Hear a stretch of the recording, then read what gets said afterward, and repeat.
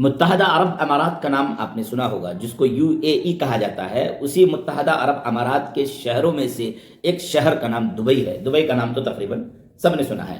ابھی دبئی کے شیخ تشریف لائے تھے انڈیا، اور یہاں پر معاہدہ کر کے گئے ہیں۔ اس معاہدے کے پیچھے کون سی طاقت کار فرما ہے، کون محرک ہے، محرک اولی کون ہے، کس نے ان کو بھیجا تھا؟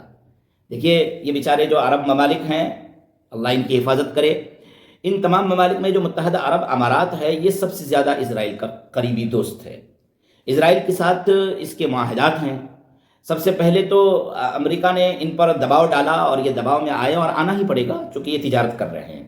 تو یہ دباؤ میں آئے، اور دباؤ میں آنے کے بعد ابراہیم ایکارڈ، یعنی ابراہیمک ادیان کا ایک اجتماعی پلیٹ فارم بنا ہے۔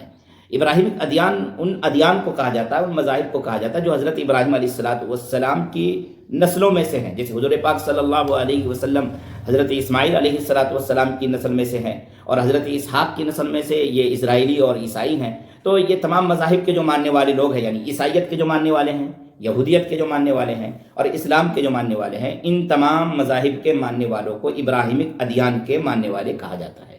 لہذا امریکی صدر نے 2020 میں ابراہیمک ایکارڈ لایا، ابراہیمک معاہدہ لایا، اور یہ کہا کہ عرب ممالک تمام اس میں آ جائیں اور اسی میں شامل کر لیں اسرائیل کو، اسرائیل کی سپریمیسی، اسرائیل کی بالادستی کو قبول کر لیں۔ تو سب سے پہلے جس ملک نے لبیک و صادق کہا اور یہ کہا کہ ہم اسرائیل کی بالادستی کو قبول کرنے کے لیے ہماتن تیار ہیں، اس ملک کا نام ہے دبئی، شارجہ، ابوظبی، اور وہاں پر جو شہر ہیں سب مل کر کے اس کو متحدہ عرب امارات کہا جاتا ہے۔ جب ابراہیمک ایکارڈ میں وہ لوگ آ گئے تو اب ان کے سفارتی تعلقات بھی شروع ہوئے۔ سفارتی تعلقات سے مراد یہ ہے کہ اسرائیل کا سفارت خانہ اس ملک متحدہ عرب امارات میں کھولا جائے گا، اور متحدہ عرب امارات کا سفارت خانہ اسرائیل میں کھولا جائے گا، یعنی سفارتی تعلقات پیدا ہوئی۔ سفارتی تعلقات پیدا ہونے کے بعد یہیں پر محدود نہیں رہا گیا، پہلے سے بھی گفتگو تھی۔ انٹیلیجنس کا اردان پردان، یعنی تبادلہ، سیکورٹی کا تبادلہ، دفاع کا تبادلہ، یعنی ایک دوسرے کے لیے دفاعی طور پر کھڑے رہیں گے۔ اس لیے ابھی جو غزہ پر حملے ہو رہے تھے تو بہت سارے لوگ یہ کہہ رہے تھے کہ دبئی کے جہاز پر سوار ہو کر کے اسرائیلی فوج غزہ پر حملہ کر رہے ہیں، تو بات سمجھ میں نہیں آ رہی تھی۔ بات اس لیے سمجھ میں نہیں آ رہی تھی کہ ان کے تعلقات کے بارے میں علم نہیں تھا۔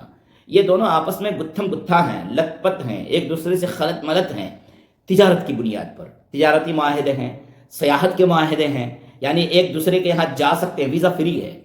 دبئی کا جو باشندہ ہے، متحدہ عرب امارات کا جو باشندہ ہے، وہ اگر اسرائیل جانا چاہے تو وہ ویزا فری ہے اس کے لیے، اور کوئی اسرائیلی، کوئی یہودی اگر دبئی متحدہ عرب امارات آنا چاہے تو اس کے لیے یہ جو ویزا ہے وہ فری ہے، فری میں آ جا سکتے ہیں۔ تو یہ جو تمام معاہدات ان دونوں ملکوں میں ہوئے ہیں وہ ابراہیمک ایکارڈ میں شامل ہونے کے بعد سے ہوئے ہیں۔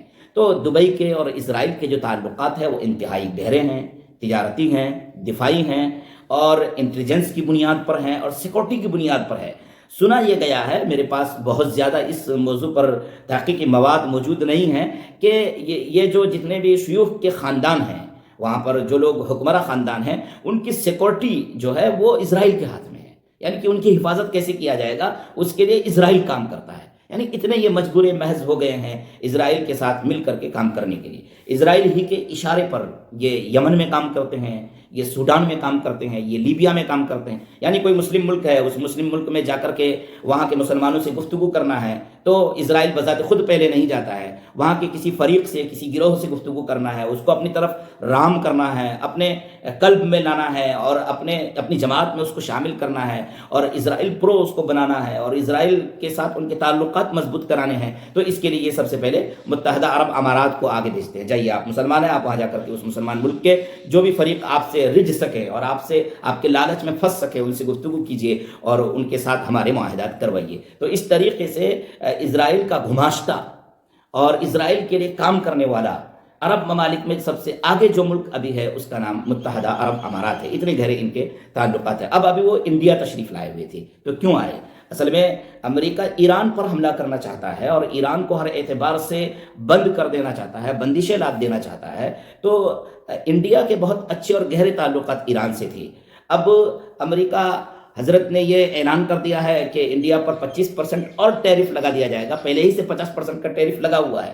ہمارے جناب مودی صاحب یہ تو فرما رہے تھے کہ میرے بڑے گہرے دوست ہیں ٹرمپ صاحب، لیکن ان کی دوستی اور ان کی دوستی کی جو کھلی اڑائی گئی ہے، اس موضوع پر مستقل گفتگو کرنے کی ضرورت ہے کہ مودی کی ودیش نیتی کس طرح فیل ہوئی ہے اور ٹرمپ نے ان کو کتنا ذلیل کیا ہے اور پریشان کیا ہے اور ان کے لوگوں کو پریشان کیا ہے۔ اس موضوع پر مستقل گفتگو کرنے کی ضرورت ہے، انشاءاللہ دوسرے موقع سے اس موضوع پر بھی گفتگو کی جائے گی۔ تو چاہ بہار پورٹ وہاں پر انہوں نے بنایا تھا، تقریباً 4,500 کروڑ روپے انڈیا نے وہاں لگائے ہیں، تو وہ پورٹ بند ہونے جا رہا ہے اور اس پورٹ کو بند کرنا پڑے گا، تو ان کو وہاں پر کوئی متبادل جگہ چاہیے تھا، تو وہ متبادل جگہ متحدہ عرب امارات ہو سکتے ہیں، اس لیے وہ یہاں تشریف لائے ہوئے تھے اور ان کے ساتھ یعنی انڈیا کے متحدہ عرب امارات کے ساتھ معاہدے ہوئے ہیں، اور یہ معاہدے بھی ہوئے ہیں اسرائیل کے کہنے پہ اور امریکہ کے کہنے پہ، یعنی انڈیا جو ہے اسرائیل اور امریکہ کا جو کلب بنا ہوا ہے، اس کی جو جماعت بنی ہوئی ہے، اس کا جو گروہ بنا ہوا ہے، اس میں شامل ہونے کے لیے ہر طرح کی پریشانیوں کے باوجود کہ اس میں ہماری شمولیت صحیح طریقے سے ہو جائے برقرار ہے۔